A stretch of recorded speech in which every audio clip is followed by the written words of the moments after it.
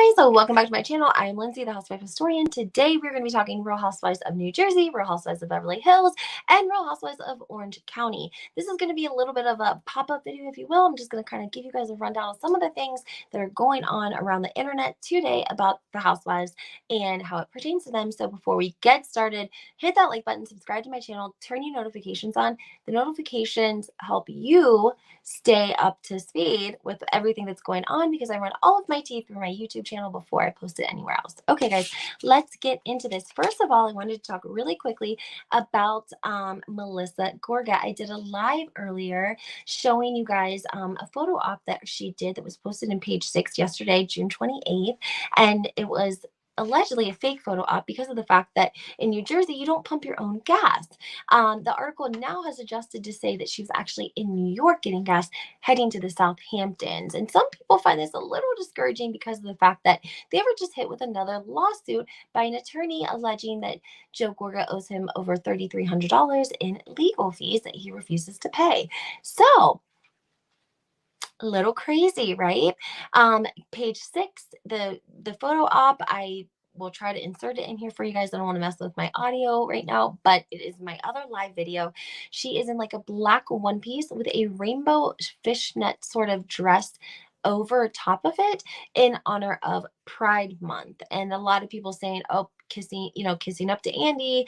It's the end of the month. It's the end of Pride Month. And here she is out here repping Pride Month and making sure that page 6 sees it. Now, we know from the past because Paris Hilton, Lindsay Lohan, Kim Kardashian, that the paparazzi are not waiting at gas stations for famous people to show up and pump their gas. My goodness, that's not happening. So that should tell you right there about the whole photo op thing. Of course, everything in this video is alleged. Okay, guys, also want to talk really quickly about the interview that Ziggy did. Ziggy did an interview with All About the Truth for their podcast. The second part posted. I would suggest going and listening to it. Ziggy gives us a very honest, logical way of understanding what's really going on behind the scenes of the Real Housewives of New Jersey. She really lets us know that production is really playing favorites when it comes to Margaret. Not only are they whining and dining together and cheering, having dinner at Margaret's house 3 and 4 nights a week, they also are providing Margaret with all of her ammunition on the other women, right? It would make sense. Production's going to have the ammunition because they have to look up everything about the housewife, right? We talk about the housewives being vetted before they come on the show. So who's going to have all of the information on someone? Production is going to, right? And then we also have production protecting her, and they're protecting her in the edit as well, and she's doing their dirty work. So this is Ziggy's recollection of how things take place. She says, yes, they'll film a scene over. They'll film it over and over if they want to. You have your producers, and they're whispering in the other lady's ears, right?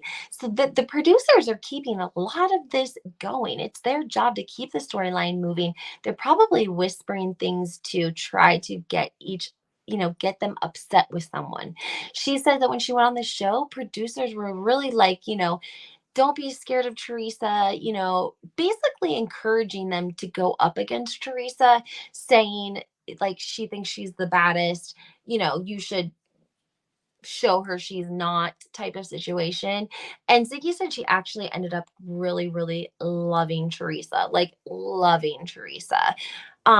She didn't end up staying on the show because of the fact that allegedly her ex-husband's wife, or no, I'm sorry, not her ex, her current husband's ex-wife, who is the mother of her stepchildren, was reached out to by production or Margaret. I'm sorry, maybe it might have been Margaret, but production, one or the other.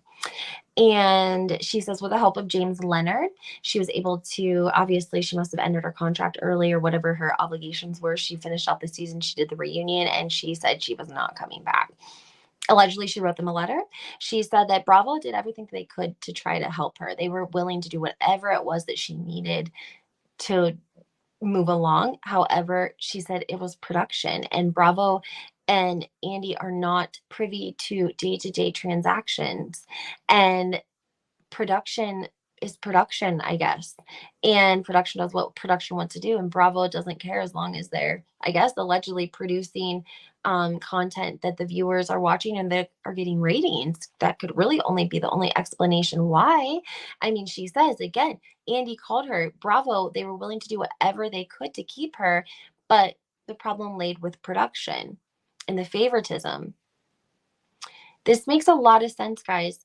I said in my live earlier, people wonder for 10 years how we didn't know about the Gorgas and the alleged not paying the housekeeper, not paying the nanny, the fake Chanel bags, the lawsuit for the concrete, the lawsuit for the loft fees, the patio furniture. Like the list is very just endless, endless, endless. And for 10 years, we never heard this stuff. Very rarely did we hear things about them. So it's just been like an eye opener for people to think, wow, maybe production has really edited this in a way that makes Teresa look villainized and Melissa not.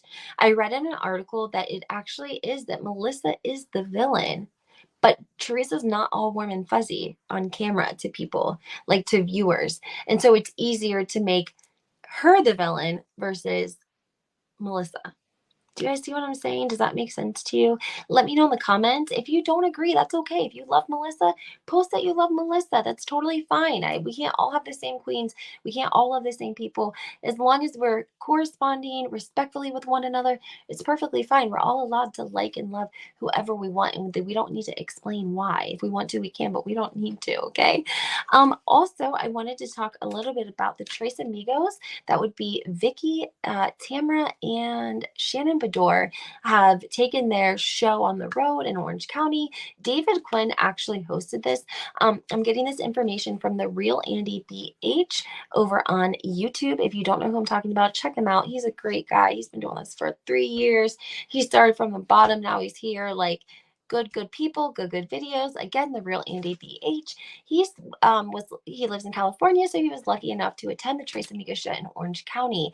He told us a couple of key information. One, he said David Quinn actually was hosting it. David Quinn wrote the book Roses and Rosé, which was a Housewives.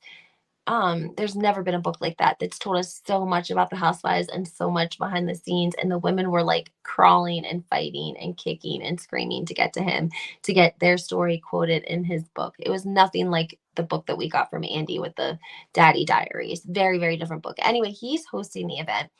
Andy said, like, none of us really know what it is. And even on the Two T's in a Pod podcast, Tamara couldn't really tell us what it was, but Andy said it was really funny. They made jokes. They did Tell Us Tea. David hosted it. They did, the Pour Some Sugar on Me song just to be like funny. He said that they were so beautiful in person. Shannon Bedore was absolutely gorgeous in person. And he said that Tamara did talk shit about Teresa Giudice, and it's likely for clout because they want everyone to be talking about Orange County right now is basically what they want. Vicky allegedly talks about the ultimate Housewives girls trip and kind of alludes to the fact that maybe Caroline was overreacting. I don't know if that's true or not. I'm not saying that she is. I'm just saying Andy said it seemed like Vicky was Team Brandy. Um, I think that's all I have for you guys today. Also, it will note, we'll note for next time that Kyle, Kathy, and Kim have all reunited after Kim's daughter Whitney was married in Colorado. What does this mean, guys? It means that there was no cameras, no production, no nothing. It was 3 sisters, Kathy, Kim, and Kyle. Allegedly, Kathy apologized to Kyle. They made up. They had a great weekend. It looked like they had fun. They were laughing. They did an Instagram live for over an hour and a half. They were at the Kimosabi taking pictures, doing videos. So we're not going to get to see Kathy on the Real Housewives of Beverly Hills this year, right? And at this point, I don't think we want to see her, not see her, see her, not see her. But I do feel it's almost like they're trying to tease us a little bit or get us a little bit more interested, because I really think we're going to have a slow moving Beverly Hills this year. It's just how it has to be, I think. And even though we've seen Sutton out in public, she's doing press. She said that it's full of drama. They only filmed for a couple of months. I don't know.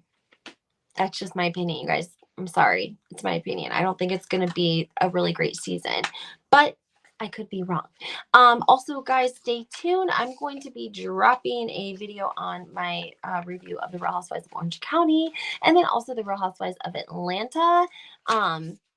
I love Atlanta, but they need some help down there. And I love Orange County, but they need some help too. So I don't know, guys. If you have suggestions, why don't you put them in the comments? What are you thinking of Orange County? What are you thinking of Atlanta? Are you guys watching? Like, we're hearing the ratings aren't great. I don't know. I like to ask you guys because I really think that the public and the people really let us know what they're interested in, what they're not interested in, and what they're enjoying and what they're not enjoying as far as it pertains to Atlanta or Orange County or whomever, right? So let's get it rolling. Let's get some ideas rolling. Like, we don't have to call it quits, but we got to get something popping because Atlanta has the potential to be bomb. Atlanta could be bomb. Atlanta could be New Jersey. Okay. They just need the right people. They need an adjustment. They got to go in there and tweak some things. Okay. Um, Orange County could be Beverly Hills if they want to be. They got to get the right people. Okay. If you're going to if you're going to have the Trace Amigas, the rest of the crew better be pretty new, right? I told you guys I love the idea of like a mentoring housewife type of situation where you take like a Vicky Gundelson and you put her with like a new housewife that's like a housewife in training, like Bronwyn, or what was the one girl's name from last year that the people were saying they wanted her to come back and she had the dark curly hair. Her husband was John Sweets. I can't remember her name, but like a housewife in training, put Vicky with like a brand new housewife that she has to like train, get them housewife ready. I think that would be hilarious. Also, guys, look at my little housewives shirt. I have a pink one and a blue one. Right? Aren't they like adorable? I love them. So cute. But yeah, so guys, make sure that you hit that like button, subscribe to my channel, turn your notifications on, and have a great day.